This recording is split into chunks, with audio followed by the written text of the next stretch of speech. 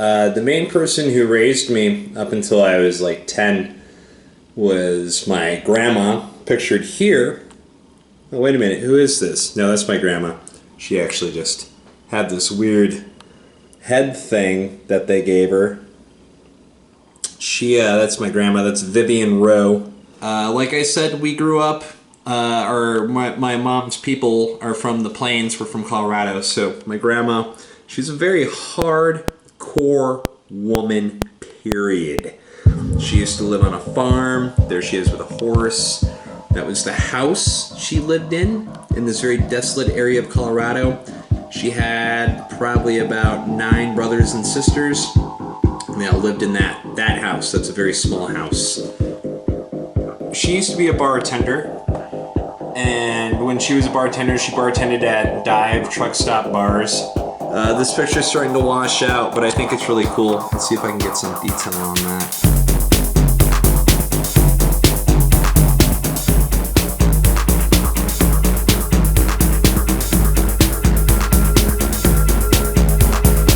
You'll notice most of these pictures are of my grandma in a bar.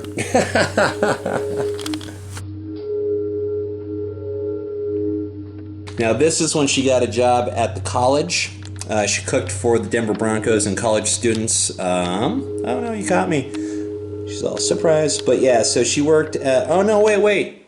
No, this is still a bar. This is still a bar. Look at that, this is still a bar. So anyways, my bad.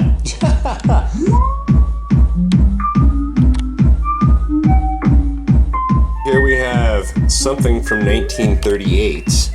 And as we scroll through, we come across an Elmer Rowe. That would be my grandfather there. And strangely enough, I look a lot like him. He's like the white version of me. It's such a trip. Even that stare. I don't know, man. It's pretty intense. He ended up becoming a truck driver. He would take his whole check and go to the bar and spend it like buying everyone alcohol and buying himself alcohol. And like, you know, there was bills at home to be paid and like kids. Because he had a lot of kids. There's like 7 kids.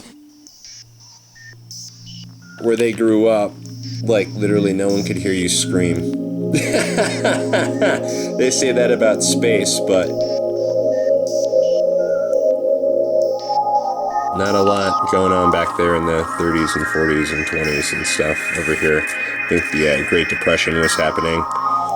There's a time in the rave scene in the mid-late 90s where it was just a lot of addiction, and it became less about the music, and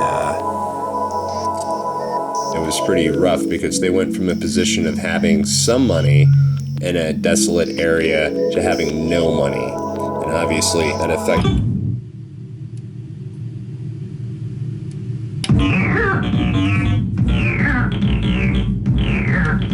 I actually live in my grandma's house. The room that I had when I was a kid is the room that I make all my techno in. And it's just really actually nice just having a home.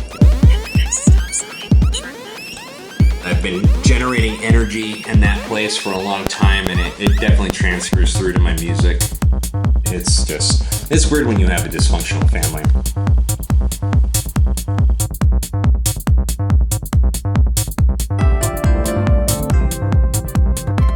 I don't know, she definitely did right by me, and I've been trying to pass that on to everyone else in my family. And sometimes, you know, it's good to offer support and step in.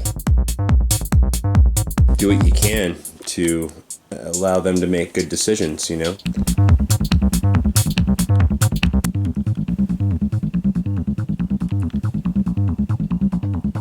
They used to have these barn parties that were pretty much like proto-raves. It's been a lot of time preparing, you know, party favors and treats, and they were in the middle of nowhere. And now we drive to the middle of nowhere to find those kind of places for that kind of isolation and to be with the people we want to be with.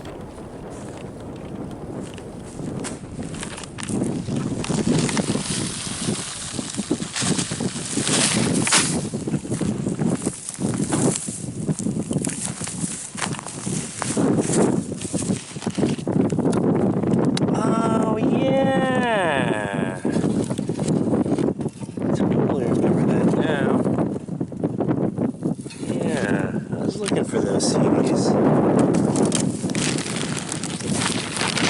Oops, sorry, Grandma. Didn't mean to drop you.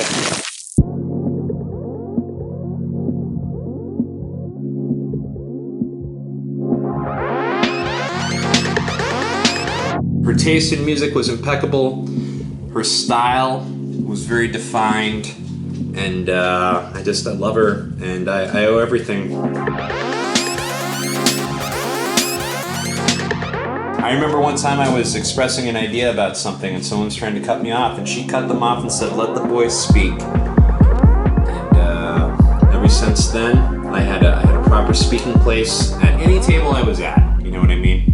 She would stand up for me, like when I started going to raves, she stood behind it. She just always, anything I ever wanted to do, you know, she'd make sure that I had the opportunity to. I just really appreciate her.